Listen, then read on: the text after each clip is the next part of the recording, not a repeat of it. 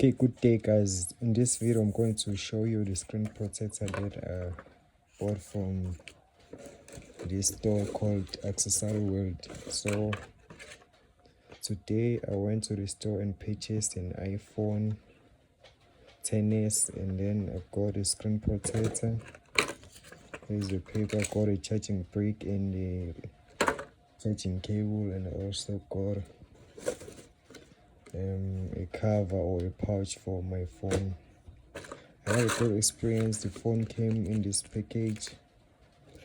These are the things that I've got. These were the things that I used to put the screen protector. And I also went to a pet store and get some AirPods. Here are AirPods, as you can see. I'm in South Africa, guys. I wanted to test out this video